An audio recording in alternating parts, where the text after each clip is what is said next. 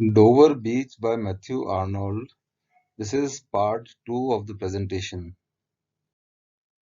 Matthew Arnold was a pretty serious dude.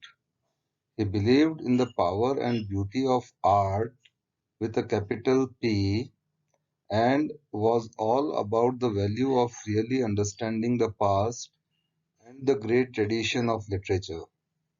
He was a poet, a scholar, a critic, and one of the big name literary figures of the Victorian era.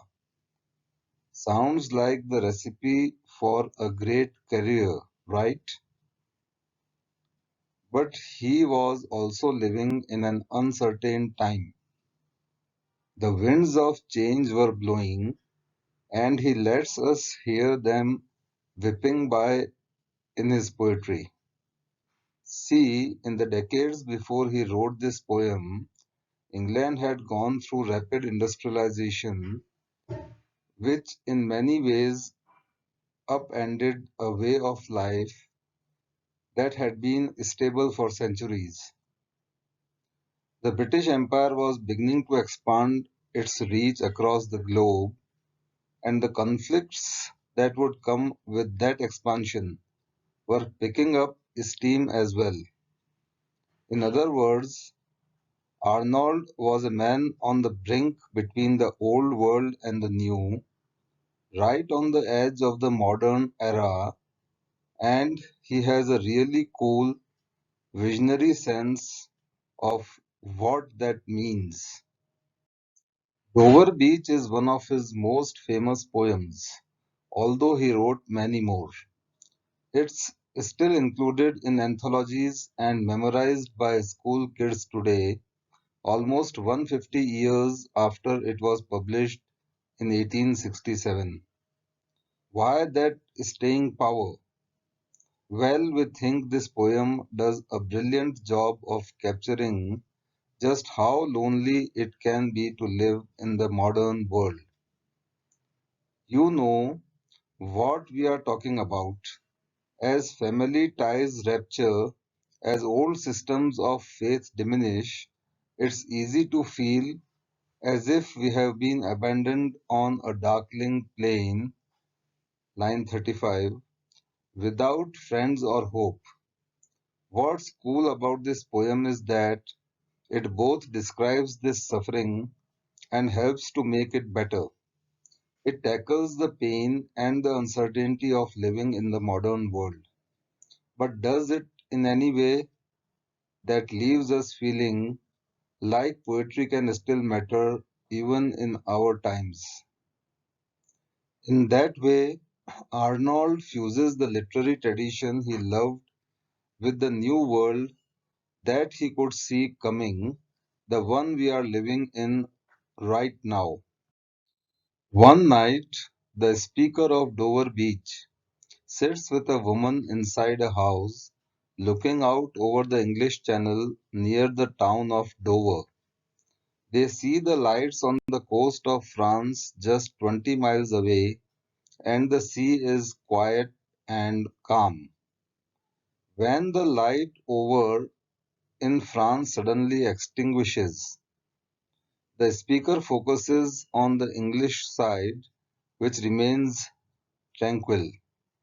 He trades visual imagery for oral imagery, describing the grating roar of the pebbles being pulled out by the waves. He finishes the first stanza by calling the music of the world an eternal note of sadness. The next stanza flashes back to ancient Greece, where Sophocles heard this same sound on the Aegean Sea and was inspired by it to write his plays about human misery. Stanza 3 introduces the poem's main metaphor with the sea of faith was once too at the full and round earth's shore. The phrase suggests that faith is fading from society like the tide is from the shore. The speaker laments this decline of faith through melancholy diction. In the final stanza, the speaker directly addresses his beloved who sits next to him, asking that they always be true to one another and to the world that is laid out before them. He warns, however, that the world's beauty is only an illusion, since it is in fact a battlefield full of people fighting in absolute darkness. Arguably, Matthew Arnold's most famous poem, Dover Beach, manages to comment on his most recurring themes despite its relatively short length. Its message, like that of many of his other poems, is that the world's mystery has declined in the face of modernity. However, that decline is here painted as particularly uncertain, dark, and volatile. What also makes the poem particularly powerful is that his romantic streak has almost no tinge of the religious. Instead, he speaks of the sea of faith without linking it to any deity or heaven. This faith has a definite humanist tinge. It seems to have once guided decisions and smoothed over the world's problems, tying everyone together in a meaningful way.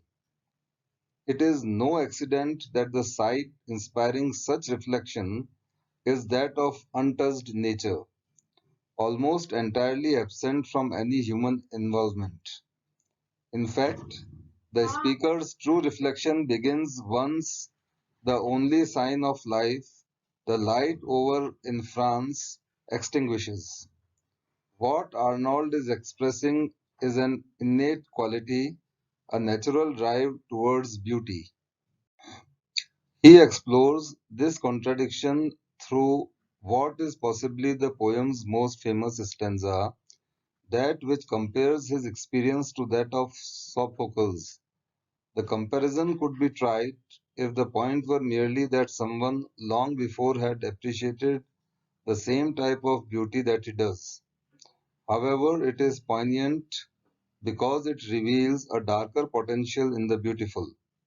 What natural beauty reminds us of is human misery.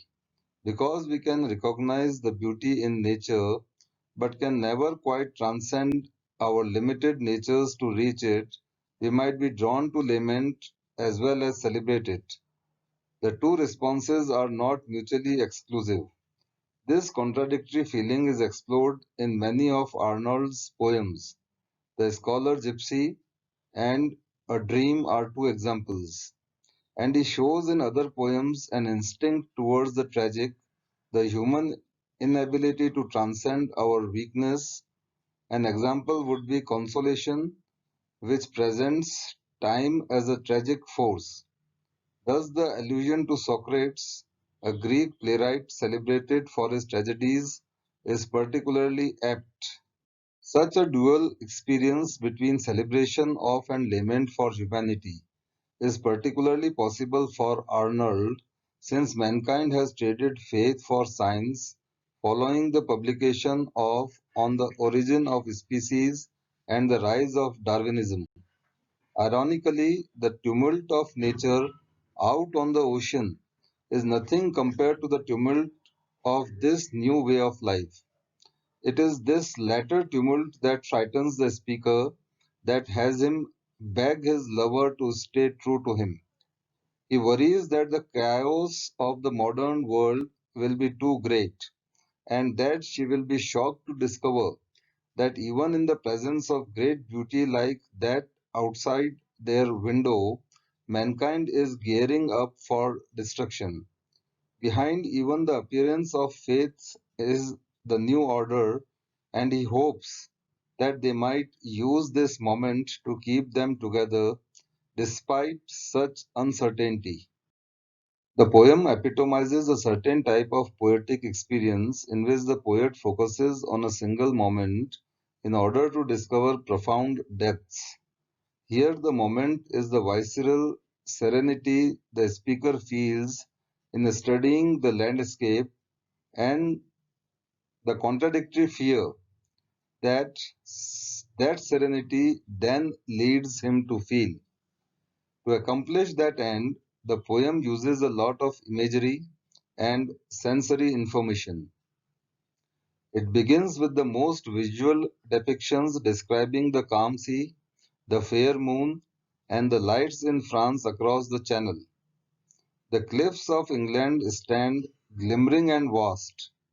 Not only describes the scene but establishes how small the two humans detailed in the poem are in the face of nature.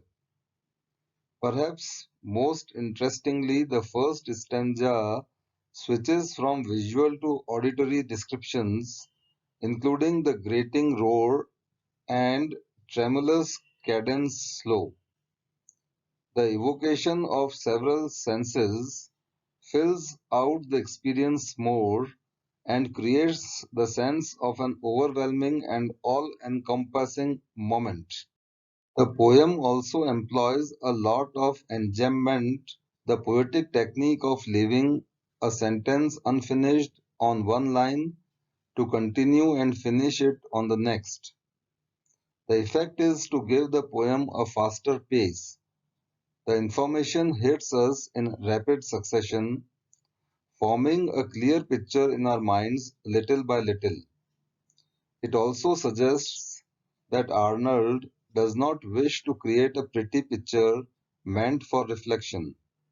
Instead, the beautiful sight is significant because of the fear and anxiety it inspires in the speaker. Because the poem so wonderfully straddles the line between poetic reflection and desperate uncertainty, it has remained a well-loved piece throughout the centuries. Arnold uses a variety of figures of speech. We have the following examples: alliteration, tonight tide, full fair, gleams gone, coast cliff, long line which the waves folds furled. An example of assonance is tide lies.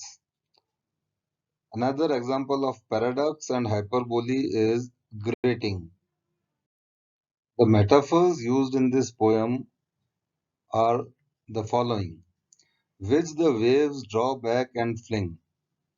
This is a comparison of the waves to an intelligent entity that rejects that which it has captured. Another metaphor is turbid ebb and flow of human misery. This is a comparison of human misery to the ebb and flow of the sea. Another metaphor is the sea of faith. It is a comparison of faith to water making up an ocean. A simile used in the poem is the sea of faith lay like the folds of a bright girdle furled. Here is the use of like to compare the sea to a girdle.